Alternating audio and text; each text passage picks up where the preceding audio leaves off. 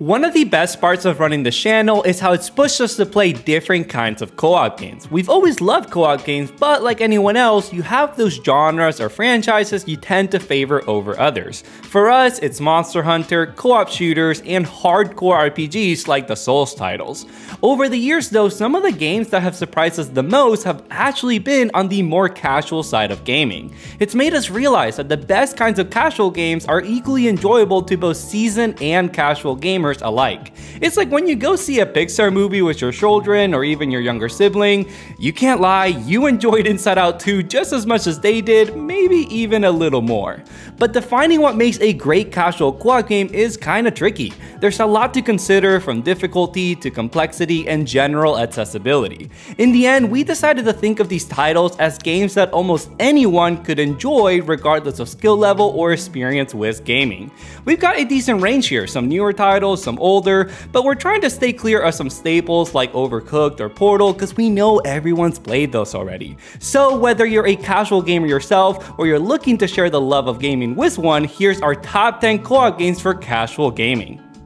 Escape Academy is a great title to start this list off with because it takes a concept that exists outside of games and perfectly encapsulates it inside of one. Do you like escape rooms? You'll like Escape Academy. The puzzles are all difficult but not to the point of frustration, and they're presented well with easy to manage split screens. Need to show your partner a piece of the clue on the other side of the room? Just switch between solo and split screen modes like it's nothing. There's never any need for twitchy reflexes or platforming prowess, so even if someone is brand new to gaming, they can probably figure this one out. I would say it's not for kids, but perfect for that puzzle-solving friend or partner you want to game with. Rivertale Stronger Together is an indie platformer that came out last year and mostly flew under the radar. We tried our best to get the word out on it by including it in the list video highlighting some of the best indie games from last year because it really was a blast to play. The game features 2-player local co-op, having you play as a fish and cat duo. The platforming finds the perfect balance of being engaging but not overly complicated. The game also finds clever ways to make you work together, like the fish flipping up lily pads for the cat to traverse a river. I played this with my girlfriend who doesn't play much other than Animal Crossing, and we had a great time with it. This definitely has a wide enough appeal for kids, adults, and any combination of the two to fully enjoy it. Trine 5 is similar to the last game I talked about in that it fits right in the I like puzzles but I don't often game zone. This one does require a little bit of platforming and there is some combat, but those are the easiest parts of the experience. The real fun is found in using each character's abilities to solve different physics-based puzzles. You often have to use more than one character's ability to get the job done, so it takes real teamwork to reach a solution. That said, Trine 5 doesn't necessarily shake up its long-running formula, but it does feature the series' best visuals and hits more often than it misses in puzzle design. Add in the fact that this is up to 4 players in local, online, and even combo co-op, and you have a very accessible game to play with a group of friends. Untitled Goose Game, or should I say Untitled Geese Game, is the perfect example of a great game made even better with the addition of co-op. For the unacquainted, this is an indie title where you play as a goose terrorizing a quaint English town. It's essentially a puzzle game where you're given a vague to-do list with tasks like steal the groundkeeper's keys, but it's up to you to figure out how to do that. In single player, you'd normally do something to distract the guy and then rush behind him to steal the keys, but co-op naturally opens up all sorts of devious opportunities. The tasks get a bit more complex as you unlock new areas of the town and progress in the game, but they always stay fun and engaging and never too obtuse. This is one that really appeals to any age group. It's a really charming game with some classic slapstick comedy that never gets old. Now that Gabe and I have become D-tier YouTube celebrities, I often have to help friends and families decide which game to play next with their kids or significant others. It's good to finally have some utility in my social spaces. One that I fall back to time and time again is Luigi's Mansion 3. Man, did we all sleep on this banger or what? The addition of Luigi may be disturbing, but he has a lot of necessity in all of the puzzles, which makes this third iteration the series' best and a very solid cooperative experience at that. The combat is fun but never overwhelming, helping to keep the time between puzzles a bit more engaging but not all that difficult. It does take about an hour to unlock Luigi, but that first hour goes by pretty quick. It's mostly cutscenes and some tutorials. We actually never covered this game on the channel properly, but but I played through it with my sister a few years back and it was a real highlight, and I've always heard from my friends that they enjoyed it in co-op too. It may be one of the older titles on this list, but you'd be wise to still give it the respect it deserves.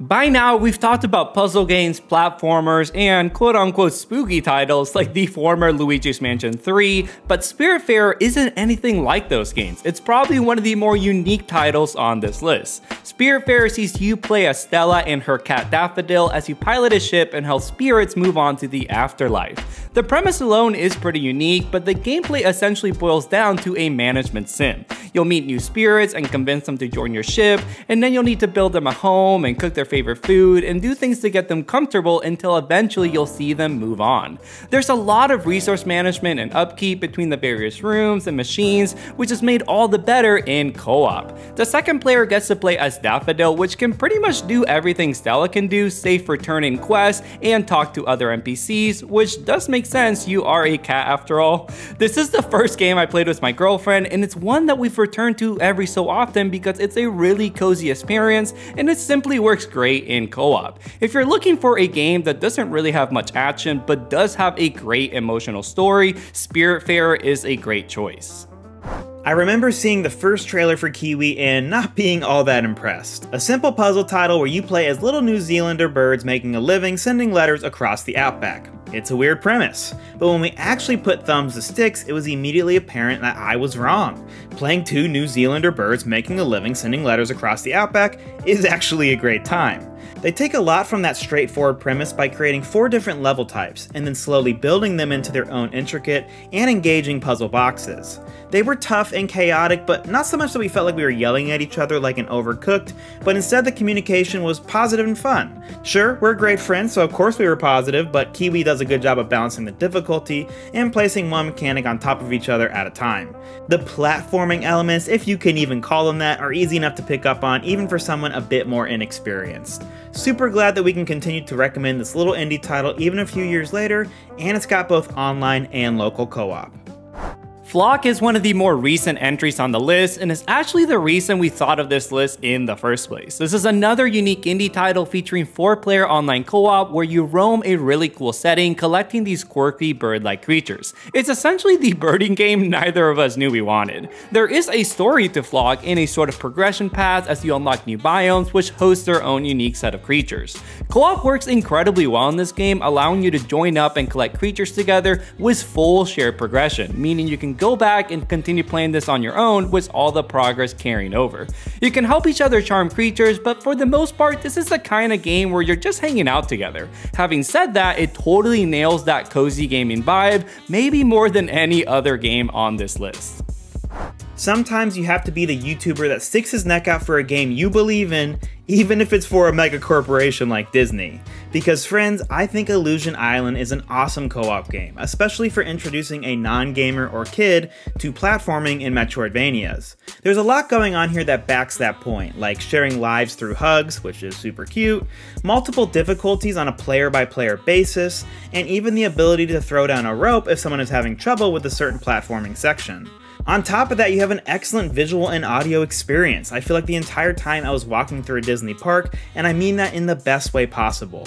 My wife and I enjoyed our time with this, and we also played it with a couple of friends, shout out to Nate and Molly, and I also suggested it to my younger cousin who fell in love with the title. It doesn't have online play, but I'd highly suggest it as your next couch co-op game. And finally, topping off our list at number 1 is the recent Cat Quest 3. For an RPG like this to hit so hard for us, 2 avid Souls-like fanatics tells you everything you need to know about Cat Quest 3. This is a brief 8-hour adventure featuring 2-player local co-op, and it's packed to the brim with some incredible quest design, simple yet engaging combat, and some great build variety. The best part is, it delivers all that in a way that nearly anyone can enjoy. You're not poring over stat increases or managing your inventory. Instead, the game trims the fat on your typical RPG systems while still leaving room for some solid build crafting. There's a lot about Cat Quest 3 that feels very considered, like how you can always follow these star guide signposts pointing you where you need to go in the main quest, or how the hardest content in the game is relegated to the outer fringes of the map, giving you the choice to just focus on the main quest or circle back if you want to challenge yourself. Throw in a beautiful 2.5D art style, plenty of surprises, and more cat puns than you can count, and Cat Quest 3 makes a pretty great argument as our best co-op game for casual gaming. Alright, let's knock out a few honorable mentions before we pack it up. First off, we're sure a lot of you are wondering where It Takes Two was on this list, and we went back and forth on including it. Yes, you can play this with a more casual gamer, but we feel like there are a few too many difficult platforming sections to put it on a casual games list. Same goes for games like Sackboy: A Big Adventure, or some of the Mario titles like 3D World or Wonder. All of these are geared towards kids, that's for sure, but we think they're a tad too chaotic when you add extra players in to be included in a casual list.